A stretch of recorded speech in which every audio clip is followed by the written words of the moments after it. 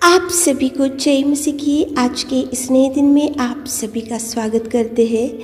हम आशा करते हैं कि आप सभी प्रभु की कृपा से अच्छे होंगे। तो चलिए दिन की शुरुआत करने से पहले वचन की ओर ध्यान देंगे। दूसरी राजाओं की पुस्तक 4 अध्याय 14 वचन। फिर उसने कहा, तो इसके लिए क्या किया जाए?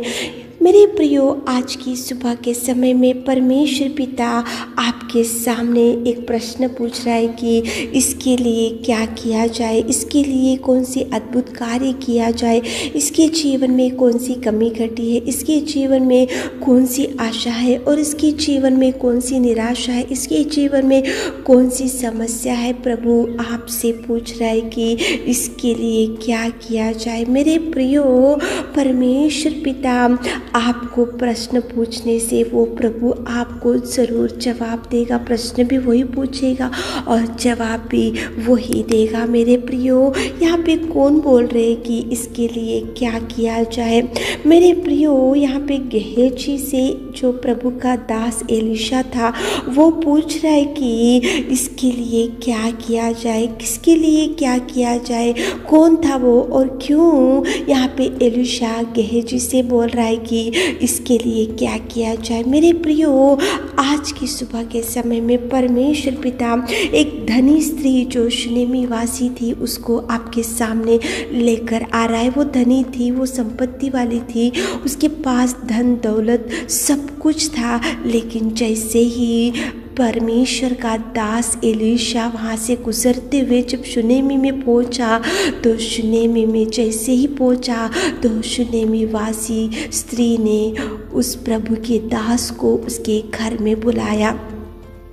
घर में बुलाकर उसको मान सम्मान किया और खाने के लिए रोटी दिया और उससे रिक्वेस्ट किया कि तुम रोटी खाकर जाओ। कितना सुंदर शुनेमी वासी के जीवन से अपन सीख सकते। एक तो धनवान थी, एक तो संपत्ति वाली थी, एक तो धनी स्त्री थी, एक तो उसके पास कुछ कमी नहीं थी, लेकिन वो एक प्रभु के दास को उसने अपने घर में बुलाया।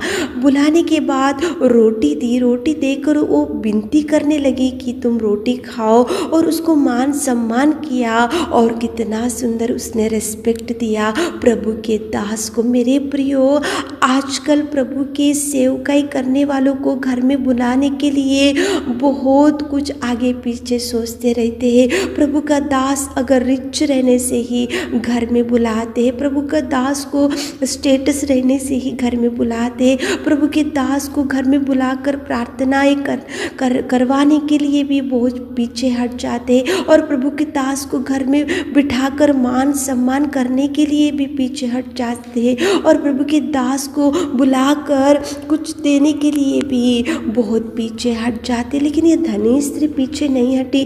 जब प्रभु का दास एलिशा वहाँ से जा रहा था तो वो धनी स्त्री ने घर में बुलाया, उसको आह्वान दिया, उसको रोटी दिया, उसका मान सम्मान किया और उसके लिए देखो एक कोठरी बनाई और कोठरी में उसने एक खाट रखा और मेज रखा और कुर्सी रखा, एक दीवट रखा।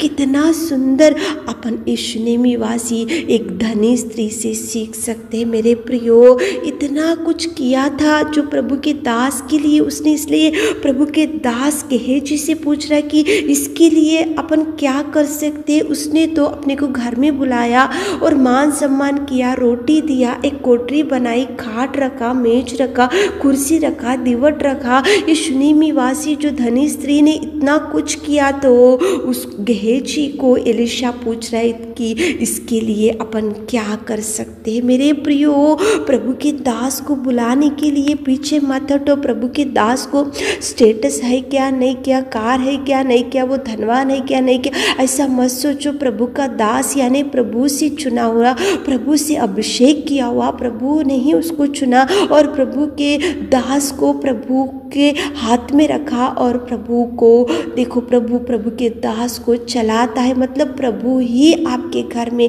निवास करेगा, प्रभु के दास के साथ प्रभु ही आएगा और प्रभु ही रहेगा। बुलाते जाओ प्रभु के दास को। चरवाहा अपने घर में आना जाना नित्य रहना चाहिए, क्योंकि चरवाहा जब आता है तो भेड़ों को देखता है, भेड़ों की कमजोरी को देखता है, भेड़ों की दुख को देखता है, भेड़ों की स्थितिगतियों को देखता है। चरवाहा नित्य घर में बुलाते जाओ मेरे प्रियो। सेवकों को घर में आह्वान दो, सेवकों को मान सम्मान दो, सेवकों को घर में रखो और सेवकों के लिए देखो अच्छे से अच्छा उनको मान सम्मान और उनके साथ में सहवास करो। यहाँ पे शुनेमी वासी इतना कुछ की थी, इसलिए गेहजी से पूछ रहे एलीशा कि हम इसके लिए क्या कर सकते। तो गेहजी ने उत्तर दिया कि उसको कोई लड़का नहीं है, पति तो बूढ़ा हो गया। देखो कितना सुंदर प्रेमी परमेश्वर पिता आज सुबह के समय में एक धनी शुनेमी वासी को आपके सामने लेकर आ रहा है। वो प्रभु के दास को घर में बुलाए, इसलिए घर में जब वो उसकी कमी घटी को प्रभु के दास ने देखा और प्रभु के दास ने उसको बोला कि देखो वसंत ऋतु के दिन पूरे होने से पहले ही तुमको एक बेटा उत्पन्न होगा।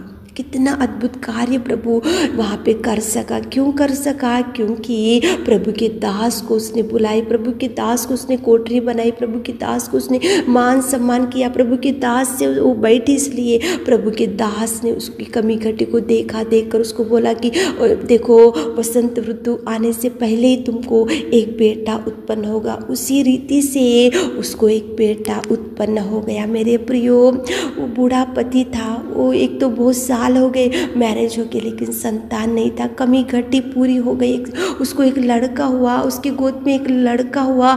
जैसे ही प्रभु के दास ने उसको बोला वैसे ही एक वसंत ऋतु के समय में उसको एक लड़का उत्पन्न हुआ। मेरे प्रियो, आज की सुबह के समय में इस वचन को सुन रहे होंगे तो प्रभु के दास को कम मत करो, प्रभु की सेवकाई करने वालों को नीचा दिखाते हुए कम करते हुए बात मत करो। प्रभु के दास को प्रभु ने अभिषेक किया, प्रभु की सेवकाई करते रहते हैं, प्रभु की आज्ञाओं के अनुसार चलते रहते, प्रभु के वचन को बताते हुए रहते। सब वो काम सब लोग नहीं कर सकते मेरे प्रियो। प्रभु किसी को ही चुनता है, प्रभु ही उनको चुनता है कि मेरा काम करो, मेरे देखो सुसमाचार बताओ, मेरी सेवकाई करो। प्रभु चुनता है तो उनको घर में बुला लो, उनको बिठा लो, उनको मान सम्मान करो और उनको खाना पीना खिलाओ, उनको देखो अच्छे से कोठरी में बिठा के उनको आपकी समस्या बताओ। यहाँ पे शुनेमी वासी ने बुलाई, इसलिए वहाँ पे बुढ़ापे में उसने एक बच्चे को जन्म दिया। कितना अद्भुत कार्य। प्रभु के दास को बुलाओ, यहाँ पे एलीशा को उसने बुलाई, इसलिए अद्भुत कार्य उसके जीवन में हो सका।